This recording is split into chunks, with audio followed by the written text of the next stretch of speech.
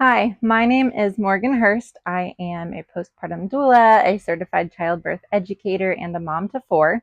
In today's video, we are going to talk all about the pelvic floor, core muscles, diastasis recti, or diastasis, if that's how you'd like to pronounce it, healing all of these things. Now, if you are looking into the birth world, if you are part of the birth world in any sense, you are likely hearing about the pelvic floor. I think it's phenomenal that the pelvic floor is being talked about. When it's not talked about, then people don't know how to heal it, and that leads to lifelong issues of incontinence, um, leaking, painful sex, prolapse of organs through the vaginal wall, through the vagina, and just overall the inability to move your body the way that it's supposed to. Society as a whole has told women for generations that this is normal, this is just part of being a mom, but that's not true. These are issues in your body. Your body is telling you that something is wrong and something needs to be healed. And so we are going to get into that. Now, what is the pelvic floor? I'm going to show you. The pelvic floor is a group of muscles that kind of hold up all of your organs. It is shaped like a hammock. There's many muscles that are in your pelvic floor. And during pregnancy, with the weight of fluid and your baby and all the things, a lot of pressure is put on the pelvic floor, which is the reason or the cause for many issues. Also, during pregnancy, the weight and the size of your baby pushes out on your stomach and puts a lot of pressure going out. Now, your body is made to accommodate this. You'll probably hear my baby in the background. She is sitting right at my feet. As I was saying, your body is like created to make space for your baby, but it does require intentional work to help heal what happens in order for your baby to grow. Waylon, can you please move? Good boy. All right. I'm hoping that a visual will help. So your pelvic floor is going to sit down really, really low, all of those muscles in here. You also have your diaphragm up here, kind of at the bottom of your lungs. And you also have your core. So throughout life, throughout all of your movements during the day, you don't know this, but you are trying to manage the pressure that is within the stomach cavity. When you're pregnant, the baby puts a whole lot of pressure on your pelvic floor as well as on your core. When you deliver your baby, that doesn't just magically come back into place and you're not magically healed. It requires work.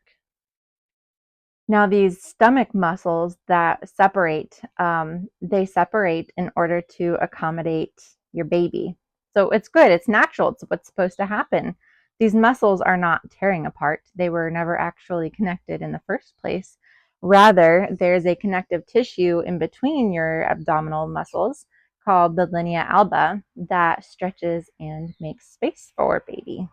After we give birth, we're typically excited to move in a way that we haven't been able to for a long time. It's very natural for us to want to kind of get back to normal, per se, and be able to just live normally. So, for example, getting out of bed. You know, if you just had your baby, say like a couple days ago, well, a couple days ago, it was really, really difficult to get out of bed. And no, the baby is not in your belly. It's like, hey, I can get out of bed like with ease. I don't have, a say 7 to 10 pound baby inside of me, making it extremely difficult to get up. Typically, we want to sit right up, but we still have a very weak core and pelvic floor. And so we are actually exerting too much pressure on those really sensitive and weak areas. Rather, we need to be rebuilding that mind-body connection between our brain and our pelvic floor and abs through specialized breathing like diaphragmatic breathing. We need to move in ways that do not put too much pressure on our pelvic floor and our sensitive linea alba, such as rolling to the side before getting up. The process of rebuilding these muscles and bringing them back together and strengthening them requires a lot of time and intentionality, and it needs a structure that continually progresses so that you're not staying stagnant or even harming yourself while doing exercises. And this is why I recommend Glow Body PT. This is Ashley Keller's program. No, she does not know me. No, she is not paying for me to say this. I am a postpartum mama that has taken her postpartum plan. It's a 12-week plan, and I have seen phenomenal results. So this is like who I am recommending to everybody. I'll be sure to link her in the description box below. I got the question, can you prevent diastasis recti? And the answer, this is my, unprofessional opinion that no, you cannot truly prevent it. Diastasis recti is a natural process that allows for your baby to continue to grow outward. I would be really curious to hear from moms who have trained their core before pregnancy and throughout early pregnancy if they would notice a difference on their diastasis recti after having a baby and see if there's any difference. But I'm going to say for the most part, no. And there are caveats there that, unless you were to say carry very small, maybe that could affect it. Or if you were to deliver a premature baby, that would also affect it because your stomach was not able to stretch to its, full capacity. However, there are things that you can do during your pregnancy to not make it worse. And once again, I want to point you to Ashley Keller's information, to her YouTube channel and her Instagram, because she is far more knowledgeable than I will ever be about these things, and you will learn a lot more from her than you will from me on this issue.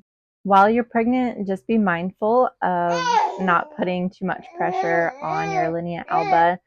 You can do certain exercises such as child's pose that can just give your pelvic floor a break and help it to relax. Practice log rolling every time you need to get up so that you're not putting too much pressure on your stomach.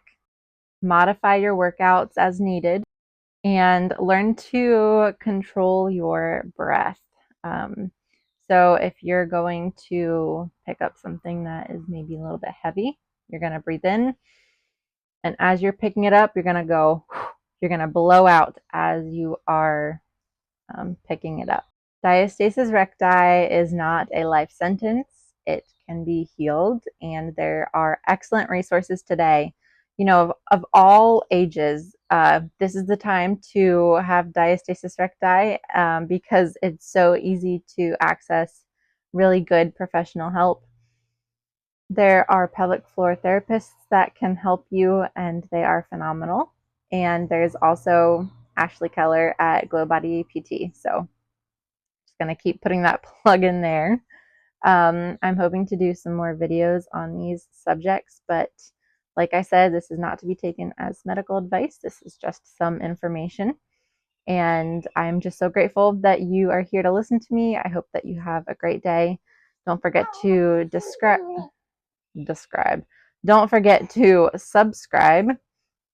Feel free to message me on Instagram with questions, or if you have any questions, you can also just leave them in the comments, and I will try to either get back to them or make a video in response. Thank you and have a great day.